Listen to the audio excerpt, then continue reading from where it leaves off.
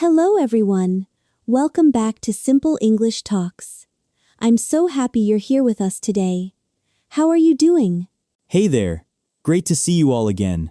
I'm doing really well, thanks.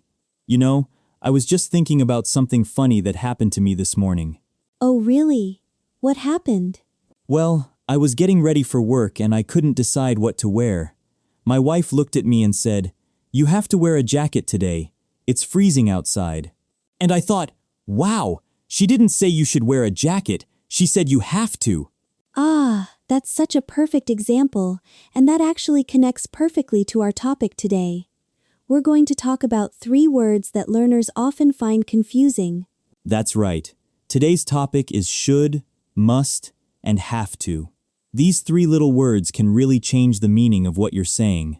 By the end of this episode, you'll be able to understand exactly when to use should, when to use must, and when to use have to. You'll also know which one sounds more natural in different situations. And trust me, this is something that even advanced learners sometimes get wrong. So whether you're a beginner or you've been learning English for years, this episode is for you. Before we dive in, I want to ask you something. Think about this. What would you say if your friend was feeling sick? Would you say you should see a doctor, you must see a doctor, or you have to see a doctor? Ooh, that's a good question. And the answer might surprise you. Write your guess in the comments below. I'd really love to see what you think. Yes, please share your answer. And while you're down there, make sure to like this video and subscribe to Simple English Talks. It really helps us keep making these episodes for you. Absolutely. Hit that subscribe button right now so you don't miss any of our future lessons. Okay, let's get started with the basics of should, must, and have to. Let's begin with the foundation. When we talk about should, must, and have to, we're really talking about different levels of obligation and advice. Think of it like a scale from gentle suggestion to absolute requirement. That's a great way to put it. On one end of the scale, we have should, which is for advice and suggestions. In the middle, we have have to, which is for rules and things that are necessary. And on the strongest end, we have must, which is for very strong personal feelings about what's important. Let's start with should. The basic structure is subject plus should plus the base form of the verb. So you say, I should go, she should eat, they should study. Very simple, right? Never add to after should. It's always just should plus the verb. And should is all about giving advice, or saying what's a good idea. For example, you should drink more water. It's not a rule, nobody will punish you if you don't drink water, but it's a good idea for your health. Right, here are some more examples. You should call your mother, she misses you. We should leave early to avoid traffic. He should take a break, he's been working all day. I use should all the time with my friends. Just yesterday I told my friend, "You should try the new coffee shop on Main Street. It's amazing." I'm not ordering him to go there, I'm just suggesting it. And I told my sister last week, you should watch that new documentary. I think you'd really like it. Again, it's just a suggestion. She can say no, no pressure. Now here's an interesting thing about should. When you use it with other people, it feels like advice. But when you use it with I, it often shows that you're thinking about what's right or beneficial. Like, I should exercise more. You're telling yourself it's a good idea. Haha, that's so true. I say I should clean my apartment almost every weekend. But do I always do it? Well, that's a different story. Haha, same here. Okay, so let's practice a little. Listeners, I want you to think about this. What's one thing you should do this week? Maybe you should study more vocabulary, or you should practice speaking English. Say it out loud right now. I should something. Great practice. Now let's look at the negative form. For should, the negative is shouldn't. That's should plus not. And it means something is not a good idea. You shouldn't eat too much sugar. You shouldn't stay up too late before an important meeting. And here's a common question from learners. What's the difference between you shouldn't and you don't have to? We'll get to that later in this episode, but for now, just know that shouldn't is advice against something. Let's try another quick practice. Can you think of some bad advice? What shouldn't someone do before a job interview? Write your answer in the comments. For example, you shouldn't arrive late for a job interview. Perfect. So to sum up this section, should is for advice and suggestions. The structure is subject plus should plus base verb. And the negative is shouldn't. Pretty straightforward, right? Now that we understand should, let's move on to have to. And this is where things get interesting. Have to is different from should because it's not just advice. It's about rules and things that are necessary. Exactly. When you use have to, you're talking about an obligation, something that is required. The structure is subject plus have to or has to plus the base verb. I have to go, she has to finish her work, they have to wear a uniform. Let me give you a real-life example. When I go to the airport, I have to show my passport. It's not optional. It's not just a good idea. If I don't show my passport, I can't fly. That's an obligation. And here's another example from my life. I have to wake up at 6 a.m. every weekday because my job starts at 8. It's not that I should wake up early. It's that I have to. There's no choice. Let's do a quick comparison. If I say you should wear a seatbelt, I'm giving advice. If I say you have to wear a seatbelt, I'm talking about the law. In most countries, it's actually required by law to wear a seatbelt. That's a really clear distinction. Should is my personal advice. Have to is usually about external rules. The government says you have to pay taxes. Your school says you have to submit your homework on time. Now here's something important about have to. For questions and negatives, we use do or does. Do you have to work tomorrow? She doesn't have to come to the party. I don't have to wear a suit to my office. And that brings us to the difference between shouldn't and don't have to that I mentioned earlier. Shouldn't means it's a bad idea. Don't have to means it's not necessary, you have a choice. Great example. You shouldn't eat that old food means eating it is a bad idea, you might get sick. You don't have to eat that food means you can choose, it's not required. Totally different meanings. Listeners, think about your daily life. What's one thing you have to do every day? Maybe you have to take medicine, or you have to check your email for work. Share it in the comments below. And for an extra challenge, write 2 sentences, one with have to for an obligation, and one with don't have to for something that's optional in your life. We love reading your examples. So to review, have to is for obligations, especially external ones like rules and laws. The structure uses have to or has to, and for negatives we say don't have to or doesn't have to. All right, now let's tackle must. And I have to be honest, must is a bit tricky. In spoken English today, especially in American English, we don't use must as much as should and have to. But it's still very important to understand. Absolutely. Must is the strongest of the three. It expresses a very strong personal feeling about what's necessary. The structure is subject plus must plus the base verb. I must finish this project tonight. You must try this cake, it's incredible. Notice something important here. Have to is often about external rules, like laws or policies. Must is often about your internal feelings. When I say I must call my grandmother, it's coming from my heart. It's my personal conviction. Let me give you a comparison that might help. If a sign on the door says employees have to wash hands, that's a company rule. But if a mother says to her child you must wash your hands before dinner, that's her strong personal belief about what's right. I love that example. Here's another one. Your doctor might say you have to take this medicine 3 times a day. That's the medical requirement. But your best friend might say you must take care of yourself. That's personal and emotional. Now, here's where it gets interesting for English learners. In British English, must is still quite common. In American English, we often use have to even for personal obligations. So a British person might say, I must go now, while an American would typically say, I have to go now. That's really helpful to know. If you're learning English for business or travel, Being aware of these differences can help you sound more natural depending on who you're talking to. Let's practice with must in some everyday situations. When you see something amazing, you can say you must see this movie. It's a strong recommendation. Or if you meet someone special, you might think, I must introduce you to my sister. You have a strong personal feeling about it. For the negative form of must, we use must not or mustn't. And this means something is prohibited or absolutely not allowed. You must not smoke in this building. You mustn't tell anyone my secret.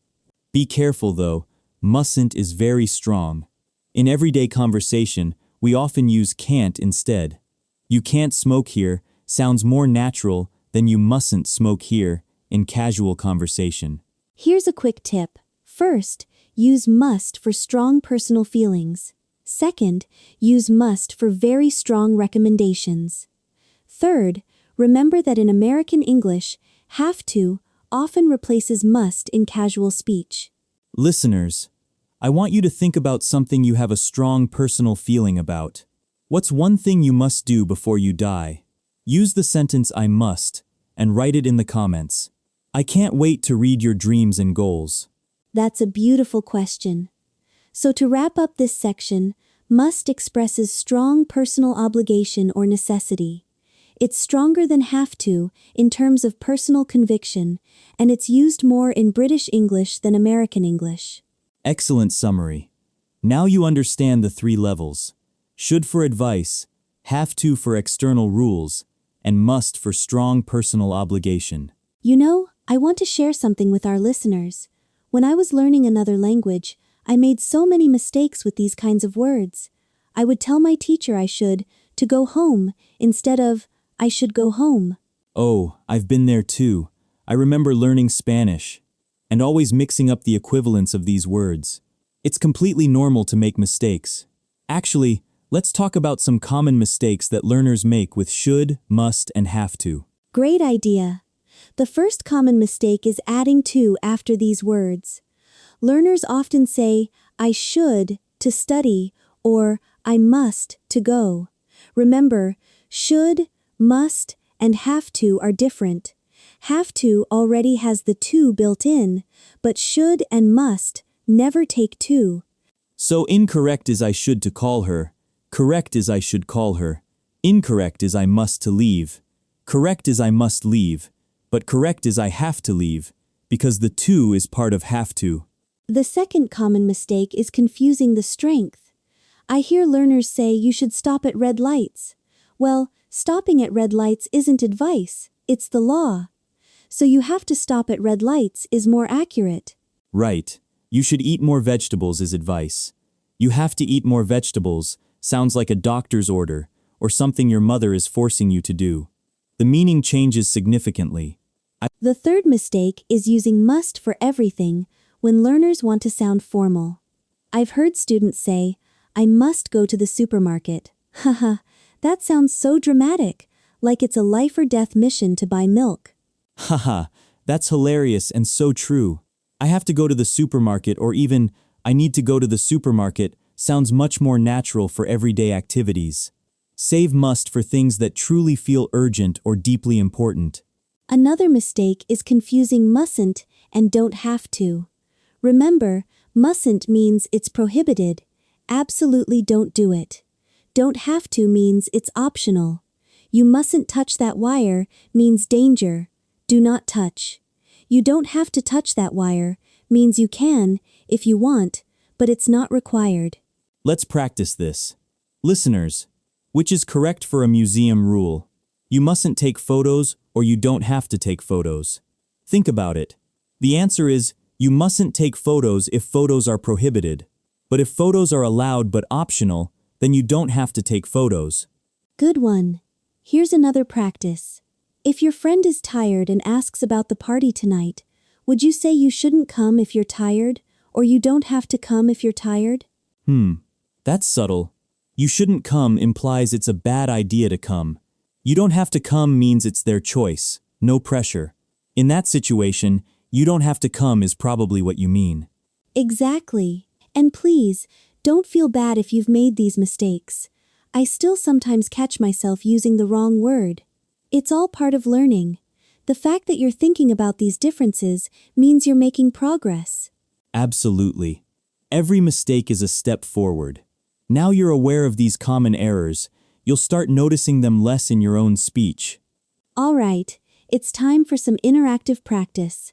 I'm going to give you some situations, and I want you to choose the correct sentence. Ready? Situation 1. Your friend has an important exam tomorrow. Do you say, you should study tonight, you have to study tonight, or you must study tonight? Think about it for a moment. The best answer is, you should study tonight. It's advice from a friend. You have to study sounds like a command, and you must study sounds way too dramatic for this situation. Great. Situation 2. You see a sign in a hospital that says, visitors wash hands. Is it visitors should wash hands, visitors have to wash hands, or visitors must wash hands? In a hospital, this is a rule for safety. So visitors have to wash hands, or visitors must wash hands would both work. Visitors must wash hands sounds more formal, like something on an official sign. Situation 3. You're talking about a personal goal. You really want to learn English fluently. Do you say, I should practice every day, I have to practice every day, or I must practice every day? All three could work, but they show different feelings. I should practice every day is mild. I have to practice every day sounds like you've made it a rule for yourself. I must practice every day shows deep personal commitment. For a personal goal, I must practice every day carries a lot of emotion. Situation 4. Your colleague asks about the dress code at your office. Do you say, you should wear formal clothes, you have to wear formal clothes, or you must wear formal clothes? If it's a company rule, you have to wear formal clothes is the most natural. You should wear formal clothes sounds like a suggestion, not a policy. You must wear formal clothes sounds very strict and serious. Now I want you to challenge yourself. Take one of those situations and say your answer out loud. Actually speak it. Hearing your own voice using these words correctly will help you remember them. That's such an important point. Don't just read silently. Say the sentences out loud. You should study tonight. I must practice English every day. You have to wear formal clothes. Feel the different levels of strength in your voice. And here's one more challenge. Create your own sentences for each word. One sentence with should, one with have to, and one with must. Make them about your real life. Write them in the comments below. We'll read them and maybe feature some in a future episode. Remember, the goal isn't to be perfect. The goal is to communicate clearly and naturally. Even if you sometimes mix up should and have to, people will still understand you. But getting them right will make your English sound so much more natural. Wow, we've covered so much today. I'm really excited about everything we've learned. Let's do a quick summary to make sure it all sticks. Yes, let's review. We learned 3 important words today. First, should is for advice and suggestions. It's the gentlest of the 3. You should try that new restaurant. I should exercise more. Second, have to is for external obligations and rules. It's about what's required, often by some authority. I have to pay my taxes. She has to wear a uniform to school. And third, must is for strong personal obligations and convictions. It's the most intense of the 3. I must call my parents tonight. You must see this movie. It's life-changing. We also learned that in American English, must is used less frequently in casual conversation. We often replace it with have to or need to, but must is still important for formal situations and strong emotional expressions. And we practiced some common mistakes. Don't add to after should or must. Men confuse mustn't with don't have to, and choose the right level of strength for your situation. You should feel really proud of yourself for completing this lesson. Understanding these differences is not easy, but you did it. Now I have a question for you to think about. Think about your English learning journey. Do you have to learn English, or do you must learn English? The word you choose says a lot about your motivation. Share your answer in the comments. That's such a meaningful question. I hope you'll take a moment to reflect on that and write your response. Also, if you enjoyed this episode, please give it a like and share it with a friend who's learning English. It really helps our channel grow. And don't forget to subscribe to Simple English Talks. We have new episodes coming every week to help you sound more natural and confident in English. Hit that subscribe button now. Thank you so much for spending your time with us today. We know you have a choice, and we're honored that you chose to learn with us. Remember, every word you learn brings you one step closer to fluency. Keep practicing, keep making mistakes, and keep going. You're doing amazing. See you next time.